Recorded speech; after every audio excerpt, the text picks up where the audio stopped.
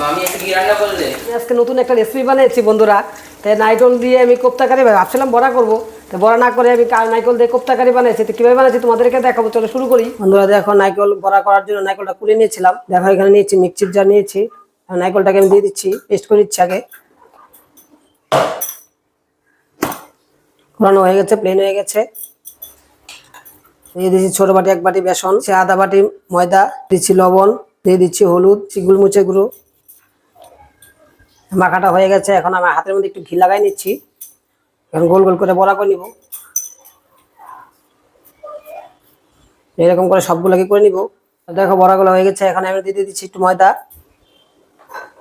ময়দা দিয়ে গড়াই করে আমি সবগুলোকে আবার পেটে নিয়ে নিচ্ছি। বন্ধু সবগুলো হয়ে গেছে, আমি হালকা করে ভেজে নিব। এর মধ্যে আমি পেস্টটাকে বানিয়ে নিচ্ছি। মগজ আর কাজু বাদাম ভেজে নিয়েছিলাম, এটাকে দিয়ে দিচ্ছি একটা টমেটো টুকরো টুকরো করে নিয়েছি, এটাকে দিয়ে দিচ্ছি।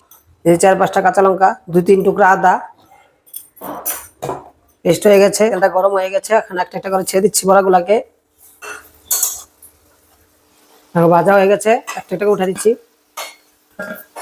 দিচ্ছি কালো জিরা সম্বাস, দিচ্ছি তেজপাতা। আলু সেদ্ধ করে নিয়েছিলাম, আলুটাকে ভেজে নিচ্ছি। আলুর মধ্যে একটু হলুদ আর লবণ দিয়ে ভেজে নিচ্ছি।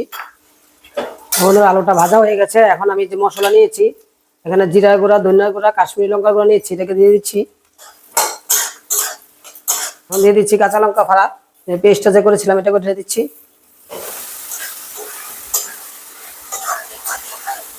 দিয়ে দিচ্ছি পরিমাণ মতো লবণ, হলুদ। দেখো ভাজা ভাজা হয়ে গেছে, তেল বাইরে গেছে। এখন আমি মশলা বা মিক্সচার বাটিটা ধুয়ে জল দিয়ে দিচ্ছি।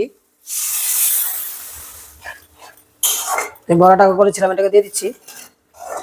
দেখো বন্ধুরা হয়ে গেছে, একদম গ্রেভি টাইপের হয়ে গেছে। এখন আমি নামানি একদম লাস্টে গরম মশলা ঘি দিয়ে দিচ্ছি। গরম মশলা দিয়ে দিচ্ছি 1 চামচ ঘি। নিরামিষ যেহেতু গরম মশলা ঘিটা দিলেই সেন্টটা ভালো আসে, খেতে ভালো লাগবে। দিয়ে দিচ্ছি একটু চিনি,